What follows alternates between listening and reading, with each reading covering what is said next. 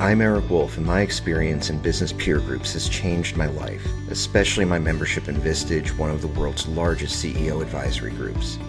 I'm an entrepreneur, a business owner, and a Vistage speaker on the power of marketing. This podcast is dedicated to the people who make those experiences possible, the peer group chairs. Every episode, I interview a Vistage chair who has dedicated their time to helping entrepreneurs like me succeed. My guest today is A.R. Smith. A.R. and it feels a little odd to be saying A.R. over and over again, although I don't want to call you R like a pirate, but A.R. that is the preferred, like that. We're good, right? We are good, and I get that asked a lot. AR stands for Anna Ruth, which is my first and middle name, and it got shortened many decades ago, and I just stuck with AR. Okay. So I will no longer feel weird about saying it, but AR, you have been an executive for more than 30 years. You have been you have run businesses, you have sold businesses. You have been a Vistage chair for close to 5 years, if I'm not mistaken. Around 4 years. Yep. 4 years. Yep. And currently you've got a chief executive group. Um, you've got a key group, a key execs group.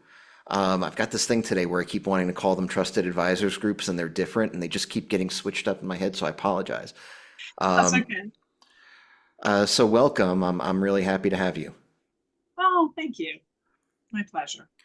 So your history as an executive, a lot of finance and banking and mortgages. What was the path that led you from there to being a Vistage chair in 2020? It was an interesting journey. So we had the opportunity, or I had the opportunity with a couple other people to actually do a startup bank back in 2000. And that was my first really ride from, going from zero to a multi-state organization. And Getting and it's back to funny that. because I think that banks are a thing that we're used to startups now. But we don't think of banks as startups, but at one point they had to have been. That's correct. What is it like? I would be completely remiss if I let this go without asking you, what is it like starting up a bank? Well, it's different than starting other companies, mainly because you're heavily regulated by the Fed, right? And so just to get started up, you have to have a certain level of experience, which the team did. So I'd been in banking, probably almost 10 years before we even started it. And we had to get fingerprinted. That was different. Had to get fingerprinted, background search. So they're really thorough in who they let start a bank. And then at that point, once all that got passed, then we spent about 8 months raising capital. So at that time, we had to raise about 8 million in capital, and we ended up raising 10 and then went back and raised funds two more times. But it is a little bit of a different ride. Well, and And and your product is money, so that's sort of a different thing too. How do it you is. It's all how, about how do you get there? And how do I'm you get. sure that the 8 million in or 10 million in funding helps, but how do you get to the point where you're actually in a position to, because the whole business is basically your ability to front people money. Yeah, and we had two branches, right, that took in cash deposits that we were able to use, right, to fund our lending. And we also had a real focus on mortgage banking. So if you are familiar with mortgage banking, you bring in a loan, you underrate it, you close it, and then you can sell it in the secondary market, which provides liquidity. So that's really where our focus was initially. Was we had a branch, and then we had mortgage banking, and then we would add on small business lending after that. But that really was what drove our first couple of years of finances. That's very cool, and I'm not sure that I know anybody else who has started a bank. So so Oh, So well, that's you cool. met one. It's very cool. So, okay, I interrupted you because I wanted to hear the banking story. So you started the bank and then what? Well, as part of that startup, I had been a previous bank, I'd been in a Vistage Key group. And then when we went to start the bank, because I was one of the co-founders, I moved into a Vistage CE group because I needed to be with a group that was more strategic as we grew. Hmm. And that's where I got to know Vistage. And I think I did Vistage over the course of about 14, 15 years. So I had Wow. such a positive experience that when I got into the season of life and I said, hey, I want to give back all my knowledge and I want to spend time coaching people, it was natural for me to seek out a current Vistage member in my market and say, how do I go about doing this? Because it was so positive in my own experience. That's very cool. And your um and of course your journey in starting and then exiting banks Mm-hmm. is Yes. it has probably been a big uh probably something that your group Yeah. members are can use you Yeah, for. You've I got bring some it to my expertise. practice, right? You Yeah. can be financially astute. Do you do cash flows? What's your P&L like? How strong is your balance sheet? That matters, right? Because those are metrics of how well your business is doing. But I will add one thing. My father also was an entrepreneur, so I grew up in a family business.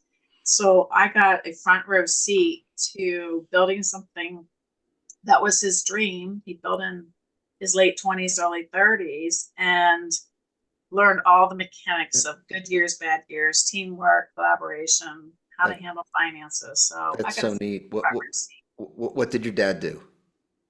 He was a dairy farmer. He was building houses up until he's about 26 years old and said, I want to buy land and start a dairy. And Wow. that's, mhm, yeah. That's very cool. And how long did he do that for?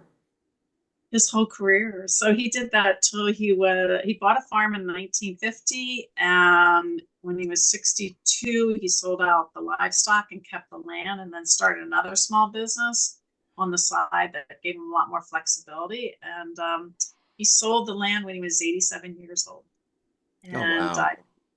yeah, it was in his blood. That's so cool. What was the transition like for you to becoming a chair? What were the things that worked out, or the things that are harder than what you expected as you made that transition? Because it's a heck of a transition, I imagine, from Yes. from being in charge of something and running something to sort of being a an important passenger on other people's journeys. It is a big transition. I always say when people say, what was it like? I said it was the worst of times and the best of times. So the worst of times, it was in the snapback. It was like in the middle of pandemic. Everything was in shutdown in 2020. Yeah, And I'm out there you trying to find candidates, you picked a right? heck of a time to do this. But the good thing about it was CEOs weren't going to the office. They had time. They were willing to jump on a Zoom and explore things, have a conversation. So They, I they think they it needed a was connection. They needed us. that connectedness a lot more than they probably. I mean, I think a lot of us took for granted how how connected we were until suddenly we were shut off from everybody. Yeah, they welcomed the call. They welcomed to talk about the isolation that they were feeling not going to the office and having to make very difficult decisions at that time to mask, not mask, who goes to the office, do we close down PPP funds? Very, very challenging time. Very, very challenging. Yeah, it So must have been yeah, the very hardest interesting. thing about building a group is helping a CEO see the value of it. Hmm. You're selling something they haven't experienced ever, right? That was the biggest challenge. And you're selling a different version of it, being that you were virtual than you had Mhm. experienced as a member, and that you intended for your members to experience when you decided to become a chair. This wasn't on your bingo card. You are so right. And I remember we did. meetings initially by Zoom. And I can remember we made the decision to go to an in-person meeting, and it was, I didn't recognize some of them that well when they came into the room because a couple of them wore hats and they were very informal on Zoom. And then they come into the room for our first live meeting, like, and you are. And you and I'm sure in many of these cases you'd never even so much as shaken hands or No, it's wild. no, it was really wild. And I kind of did not shake hands our first meeting or two because I was trying to be respectful to everybody in the room. And there Lot was of space, I imagine. we had it in a great big training room. So those that needed space, they didn't take the space, but they could have it if they wanted it. Hand sanitizers everywhere. It was very different times, but it also provided great connection, right, for the CEOs. Um, really helped with the isolation factor, helped with making decisions. So as I say, it was the best of time in the worst. Yeah, I can see that. What was it like for you? So one of the biggest things about Vistage and why it ends up being so valuable to the members is that you go into the room or the room, the air quotes room, and uh, we've got people that we know, we've got people that we trust, we've got people that we can be vulnerable with. Mhm. How did you, what were the things that you did and that you had to do differently trying to develop that in a COVID environment? That's a really good question. I tried to make sure everybody got heard. And when I say that, when we got into issue processing, I tried to make sure everybody got called on, right? Mm-hmm. And that we went around the group and everybody got heard on the issue. We also had someone who did the scribing for whoever was processing the issue, and then they could send it out later, right? But um, yeah, it was challenging. I think what happened is having the one-to-ones with people before meetings, you could prep them for the meeting. You could also prep the topics you were going to discuss, right, for Mm-hmm. the meeting. So I think that helped. I think that helped. What would you say the best part for you is of being a chair? What's your favorite? What's the thing that really like gets you out of bed in the morning? Gets me out of bed in the morning is seeing the impact it has for my members. Like knowing that they have somebody to go to, whether it's me or somebody in the group.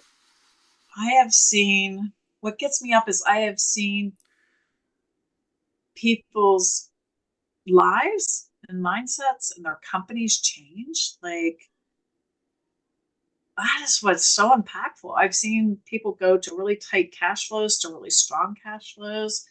I've seen people having to make difficult decisions to let people go, but hiring people that really help their company soar. I've seen people pivot their strategy because of the group and they're thriving. And that's what gets me up every day. I mean, that's what the power is, right? In the What group. what would you say is are the things that you're, what's a type of member that really does well in your groups? Well, my group is pretty high energy Good.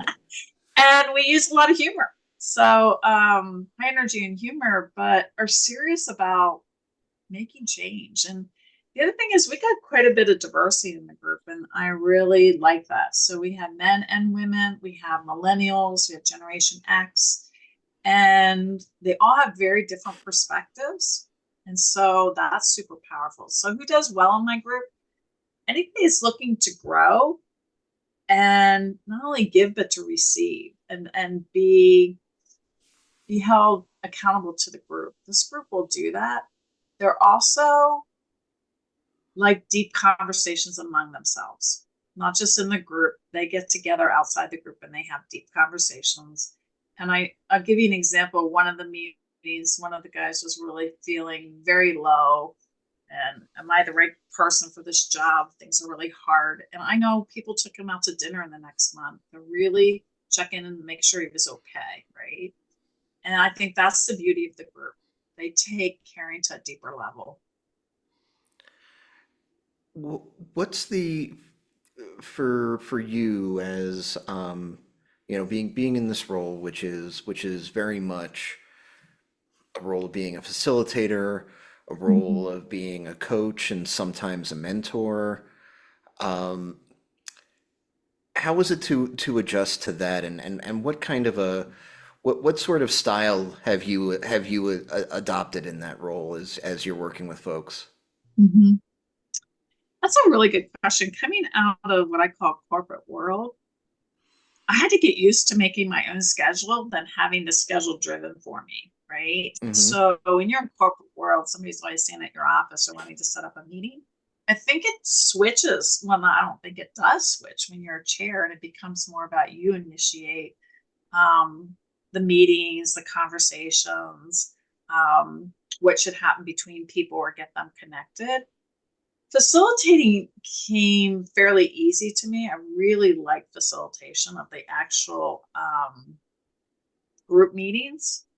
And I feel really fortunate that my guys take a little hard feedback and pushback, right? Even in the meeting session. I think the thing I had to prepare myself most for is to get more flexible in my approach to the one-to-one meetings during the month because everybody's a unique person. And so I think some people do really well and you can come and ask 5 questions and they're ready to go with Yeah. your 5 questions. Some people are ready with their own agenda and that's good.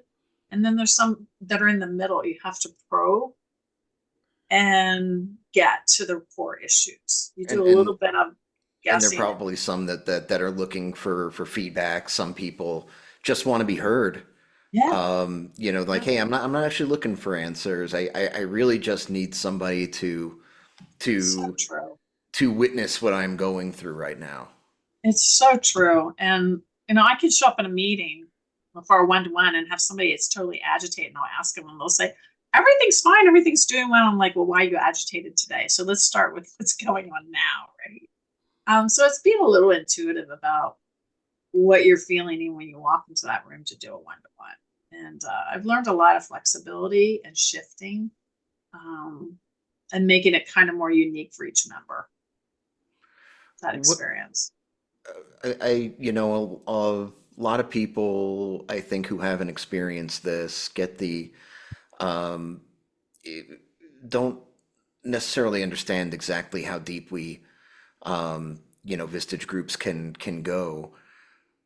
What, without violating anybody's confidentiality, could you give a couple of examples of really, really big issues that you guys have worked through as a team? Um, one of the biggest issues we dealt with was we had a guy who was cash strapped and was really saying, I don't know if I can stay in the Vistage group because I just don't have enough cash. And so about 4 members of the group and myself, we created a small tiger team and started working with him on strategy, interviewing his team. And that went over a course of, I don't know, 2 or 3 months. It wasn't something done overnight. And that team was held accountable to the overall group. And that was tough stuff. That was not easy answers. Like just do this, just hold to your core business. Um, it was really gut wrenching for the member to to have the feeling like I failed and did not want to tell his peers. And when he did, he actually found relief on the other side, right? Like everybody was going to be there for him. He didn't have to show up any certain way. So that was a really tough one. I think it opened the door to let other people talk more openly about their financials too. It's Another a one it's a was huge part of our of everybody's life, and sometimes it's going good, and sometimes it's going bad, and there's um, I think it's really tough for entrepreneurs and business owners. It's very lonely. it is very lonely. It's really tough, and in so many cases you get used to, if you're going to networking function and you see a bunch of people that and they're like, "Oh, how's business?" And you're like, and there's only one answer. "Oh man, it's great." And So and true. and it is painful for folks to go and have to put on the face and of course and Vistage chairs try to create an atmosphere where that's not necessary. And there's feelings behind it, right? And so we dealt with the feelings, not the actual what he was going through, and the outcome was guiding him through those feelings. And that's what we do in the group. We don't just deal with factual things; we deal with the person. Um, Another one that came up that was hard is we actually had a speaker about depression. And after he was done, it was a very heavy group. And without giving away a confidence, like one of my members said, "Hey, I deal with this all the time. I have a chronic depression issue." I had another one that said, "Hey, I'm still dealing with death of a child that happened a couple years ago." And in spite of the fact the room was heavy, that sharing lifted something. I usually always say, if they can put something out in the universe with each other, it makes the carry easier. It just lifts the load to know other people know and they're there for you in spite of Right. it. So that was a super impactful one. Do you remember the That we speaker? did. Just curious. I cannot remember honestly. I cannot. I'll have to go back and find it out for you, and I'll send it on to you. We had somebody who talked about some of that recently as well, and just curious if it was the same person, but We did more discussion afterwards, and mental health is a big deal to me because I have family members with it. But the level of sharing went very deep, very caring. if you could, sort of knowing what you know now and having experienced, so much that when you were younger you probably wouldn't have thought. I mean, Yeah. by selling banks and No. and experiencing a pandemic and Yeah. being the leader of multiple peer groups.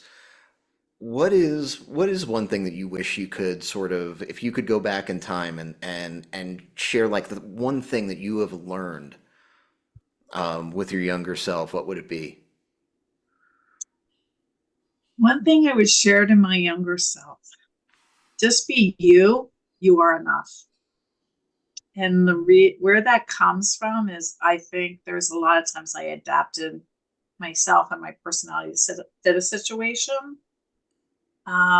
I, just like a lot of my members in my key and my CEO group, dealt a lot with imposter syndrome. And I think I would say to myself, just keep going. It's all going to turn out fine, right? It's all going to be good. What's the difference for you in working with the folks in your chief executive group versus your key group? Mm. My CEO group, I would is about 75% of them are owners, right? So they're coming from an owner perspective. It's their own money. Even the ones that are operators really approach everything very seriously. They like, it's their own money. In the key group, the conversations tend to be more about how to communicate, how do I Right. show up, how do I influence. And at the CEO level, they're more about strategy. Will this work? Will this pay off? What do I have to invest? If you had somebody right now um, that you were talking to that said, I I've never been part of a peer group. I've never had this sort of network. What advice would you give somebody who's sort of on the fence about whether or not this is a fit for them? Do they want to get out of their heads, right? And spend times with peers, to really get good insight and good advice. And the number one reason people want to come is they want to change up their company and they want to grow. But the number one reason, every one of my members within 90 days of joining the group tell me this: they didn't realize how isolated they were. Yeah. They didn't realize how alone they were. And it felt so good to have peers and have a coach that was walking this journey with them. That's what I would tell somebody who's on the fence. Do you want to be with people that you can have friends? I have members that say they don't have friends until they join my Vistage group. Like, this is their friend group now, right? Well, and things become normal. So, I mean, we go from, because most of us that have started businesses, we used to work in other places, and et cetera, et cetera. And it just became life that we were now just doing this by ourselves. And, sort of like how people become nose blind to bad smells. Mhm.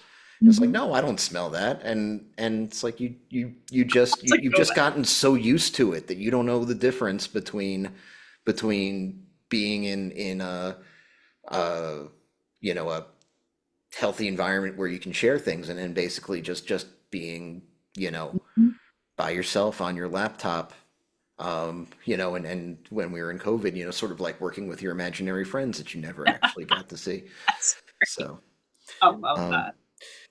what is the best way for folks, if folks have questions about Vistage, they have questions about your groups, or anything of the kind, what's the best way for folks to get in touch with you? Well, they are welcome to call or text me. I can give you my phone number. That's 717-847-6815, or email me. And we'll Um, link your email on the show notes so that people can have yeah, that. and LinkedIn. Follow me on LinkedIn. You'll get the sense of who I am by what I post. You'll see me posting my groups out there. You can connect through that avenue too. Very cool. Thank you so much for being my guest. I appreciate it. Thanks for listening to this episode of Chairwaves. You can subscribe to our feed using Spotify, Apple Podcasts, or your platform of choice. You can also visit chairwaves.com for more information. Chairwaves is hosted and produced by me, Eric Wolf, and to connect with me, you can visit my website at ewolf.live. That's EWOLF.live. And a disclaimer, while I love Vistage and CEO peer groups, this podcast is not owned by or affiliated with Vistage or any other peer organization. Thanks for listening.